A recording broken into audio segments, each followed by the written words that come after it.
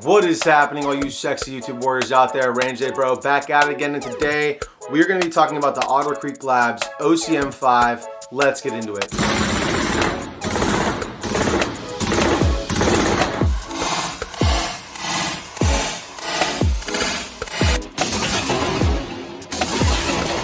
Alright guys, welcome back to the channel. As you guys know, I always like to start these videos off on a positive note. So we all know what these things are capable of. We all know what we're training for. But as the saying goes, pray for peace, prepare for war. And we always want peace, guys. Peace and love always come first. So next time you meet somebody who's anti-gun, don't get in an argument. Do not stoop down to that level of being an animal and just giving into your instincts.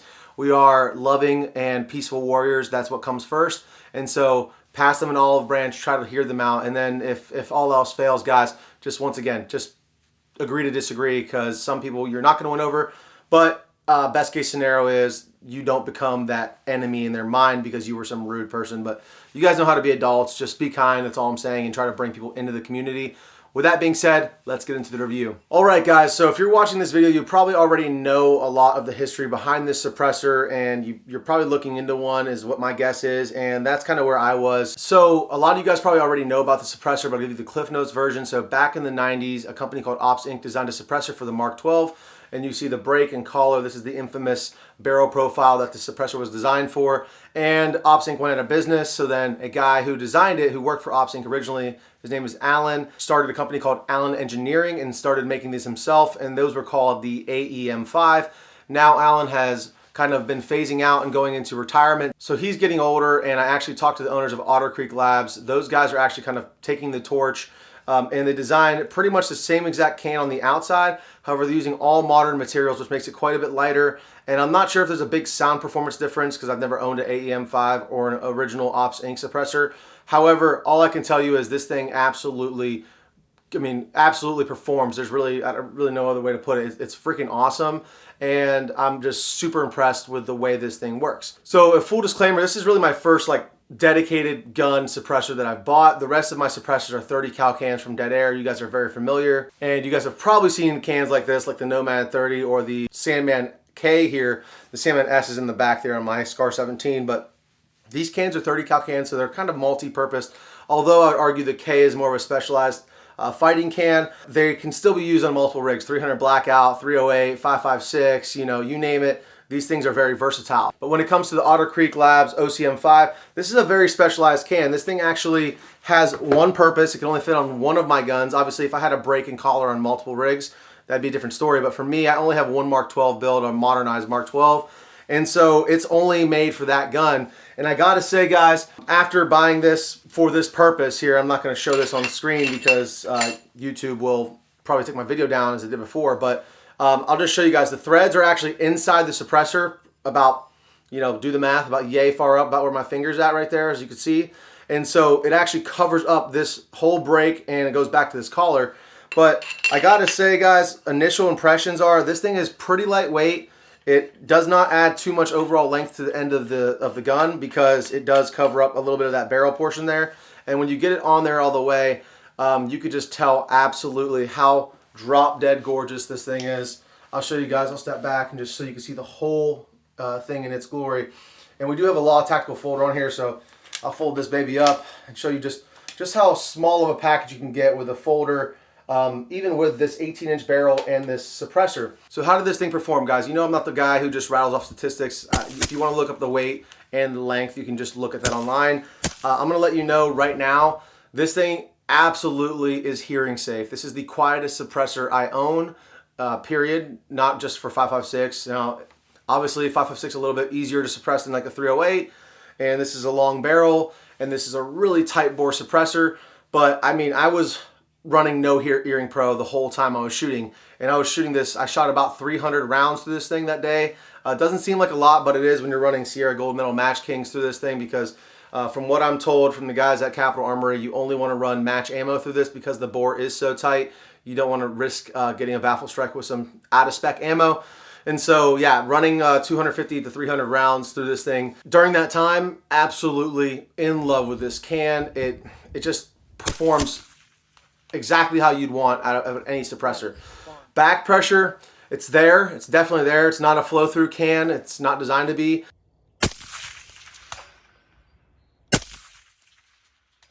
However, it wasn't overbearing, it wasn't distracting, it wasn't burning my eyes or my nostrils, and I was shooting all day, like I said. And this is the type of setup you're not gonna be, mag dumping into a pile of trash.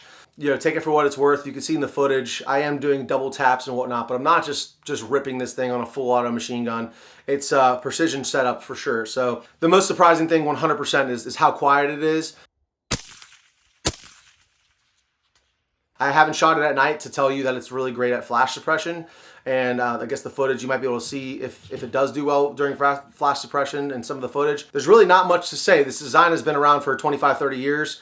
They just modernized it. And I gotta say, I think they did a phenomenal job. As I mentioned, I don't have an OCM5 or an OCM5 suppressor to compare it to, but this thing is absolutely 100% one of my favorite cans because it's just so great at what it does, and it's not a jack of all trades, it's a master of one. That is the Mark 12 build. I mean, that's pretty much it, guys. And I know you guys are gonna be wondering what I've upgraded and changed on this build because it's been a while since I did a video on this gun specifically. So we'll go from blast end to ass end and we'll just go over the parts in this and then we'll wrap this video up. All right, guys, so up here in the front, we obviously have the OCM5 from Otter Labs.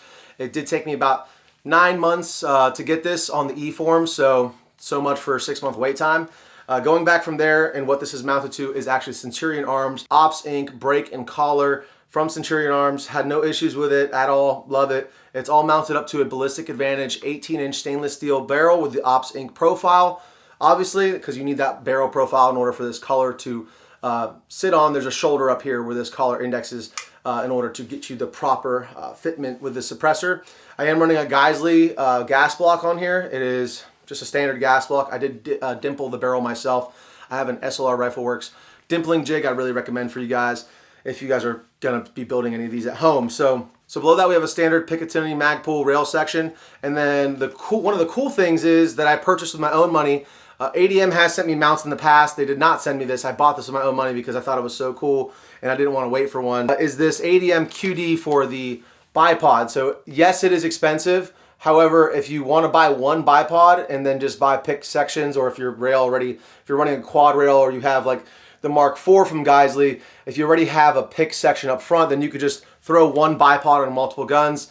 Guys, if I had to do it all over again, I would just buy this QD mount and the Atlas bipod and just roll with it. This is actually a Magpul M-lock bipod, so you can see the ADM section is has an M-lock on the bottom, a female M-lock, and then it goes to a pick. So it's pretty much like a pick adapter with a QD. I think that's a genius design. If I had to do it all over again, I would just buy the Atlas bipod with the QD and then run it, just move it around in my rigs, because although, I mean, I say that, the Magpul bipods have done really well for me. It's not like I'm like loading them like crazy. I'm usually shooting off a table, so there's usually not much pressure on them. But I mean, like I said, take my advice for what it's worth. I'm just some random guy on the internet, so get your information elsewhere. All right, going back from there, we have the Geisley Mark IV rail in their desert dirt color, and we do have some rail scales on here. These are I believe they're 3 slot, and that's their high temperature polymer. It's not their fancy G10 or anything like that. Moving back from there, we have a Aero Precision upper receiver. On top of that, this scope caught a lot of flack in my review of it, actually, and I gotta say, I'm coming around. I'm actually really, really happy with this scope. I would 100% recommend this scope to anybody who is looking for a 4-14. It is a first focal plane. It is a very cheap scope. It's like 300 bucks, I believe, but I absolutely love Primary Arms reticles. This is their SLX version, 4-14. Nothing incredible about it besides the reticle. That's all I really need. I mean, the clarity from 0 to 700 yards, 600 yards, which is primarily what this gun is going to be doing, like 600. I mean, it can go to 800, but if I'm going for a mission, I need to shoot 800 yards. I'm taking the SCAR or the MR762, most likely a 308, a bigger caliber. But for the task, for the money, I don't think you could beat the Primary Arms reticles. I'm in love with them, and after all the money you spend on guns and suppressors, it's hard to stomach spending, you know, $1,800 to $2,500 for a scope. Really easy to get fast, accurate hits at distance, and that's what I love to do. I love to just do speed runs, run from 200 to 300 to 4 to 5 to 6, and just shoot them as fast as I can, just using the reticle, not dialing at all. So yeah, this thing has really come around to being one of my favorite scopes. Even though I know I trashed it in a review like years ago, you're allowed to change your opinion, okay guys? Contrary to what the internet wants you to think. Moving on from there, I have an ADM 20 MOA mount. Why is it 20 MOA? I don't know, because I thought I might need 20 MOA. I never dial. I hate dialing. So that's why I love the grid style reticles. I just like combat effective accuracy and being able to quickly shoot, see where your bullet splashed. If you missed, then just move it to that place in the reticle and then pull again. So anyways, really big fan of the ADM mounts. There's really no better mounts out there if you ask me. For the money, yeah, there's some great, I mean, Geisley is obviously great, but they're a lot more expensive than American Defense, and I've never had a reason to switch. So I just stick with what I know and what works for me. Their QDs are amazing. They hold lock solid, and their locks, even on my big boys, on the SCAR and on the MR762, they don't back out. So yeah, love ADM. Big shout out to the guys over at ADM. They're a support of the channel. So this video is not sponsored by ADM. They do send me mounts. I did buy this one by myself. Just full disclosure. I've been buying their shit for years, way before I even had a YouTube channel or before they even knew I existed. So yeah, still a fan of ADM. Moving back from there, I have a, let's see, BCM bolt carrier group in there. Nothing fancy, just a BCM. I have a PRI gas buster charging handle. That is the only clone correct thing on this build. And then I have a 20 round Magpul magazine because it just looks cool. Yeah, and it's easier when you're shooting prone, or like when you're using the bipod. It's just a little bit less clearance you need to get your shot off. And then I'm running a Silencer Co. lower, one of my absolute favorite lowers because it is a truly ambidextrous lower. As you guys can see, this lever right here works a lot like the Radian, a lot like the ADM lowers and the Spear LT lowers. And a lot of other lowers nowadays have it, but there's a couple lowers I have that are just one-way ambi, as in you can release the bolt. You can't lock the bolt to the rear. And the reason that's a big deal is because when you're clearing malfunctions, if you have a double feed or something like that, being able to lock the bolt to the rear while keeping your shooting hand on the gun is really helpful, because then you don't have to take your shooting hand off the gun, pull it back. You know, you guys know, just think about it in your head. If you can lock to the rear and then drop your mag, clear the malfunction, and then put your mag back in, it's just a lot faster. So I really like that that's a true ambi lower. It is billet. And then I have a Reptilla CQG grip on here, a Radian selector switch, a Geisley GS2 trigger. That is their cheapest two-stage trigger, but it gets the job done. It is phenomenal for long-range shooting. And then, yeah, that's pretty much it for the lower receiver. And then going back from there, I do have the Law Tactical folder on here, guys. This thing is like magic. It makes a big package not so big. This thing, it just speaks for itself. Just check it out. I mean, and it's sexy. You do have to think about, you know, the increase in weight to your bolt carrier group, because you have this little extension piece here, which allows this to function.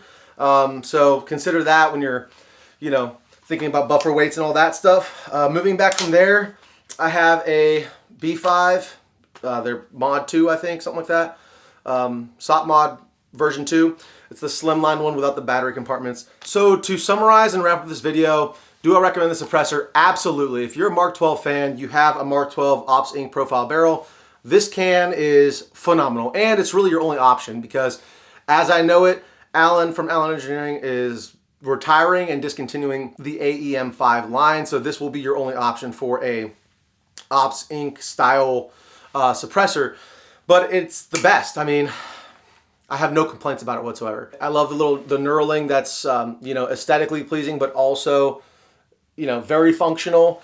This gun is an absolute gem. It is one of my favorite guns to shoot. The recoil is non-existent, and it's just, from 0 to 700, it's untouchable. As far as I'm concerned, from 0 to 600, it's even better. Once you get out past that distance, even with an 18-inch barrel, the 5.56 becomes a little unstable. Huge fan. Big shout out to the guys over at Otter Creek Labs. They're really cool. I met them at Quad in the Capitol. If you guys are looking for one of these, I did buy it at Capitol Armory, so check them out. Big fans of those guys. Not supporters of the channel, just friends, and so I like to shout out people that help me out. One last shout out that I want to make sure I get in, because again, they don't sponsor the channel, but Andrea over there is the just salt of the earth person, just a really great person, is RPR Range. If you guys are in the Central Texas area, or in Dallas or San Antonio or Houston, and you guys want to drive out here with your family for the day or with your buddies, make a day of it, I definitely recommend RPR Range. It's a phenomenal place. The people are great. Everyone you meet is great. You might run into me out there. Again, they don't sponsor the channel, but if you mention Range Day Bro, Andrea might help you out or hook you up with a discount on a year-long membership. So just keep that in mind and go train long range, guys. All right, guys, thank you so much for staying to the end of the video. If you guys want to support the channel, please like, comment, and subscribe. As you guys know, YouTube is not a fan of guns, suppressors, anything that requires freedom. So that's a great way to help the channel out. And if you guys also want to do more to support the channel, we have rangedaybro.com where you guys can buy some merch, buy gun charms. Doing all that really helps me out, and I really appreciate that, guys. Until next time, stay safe, stay dangerous. Range Day Bro, out.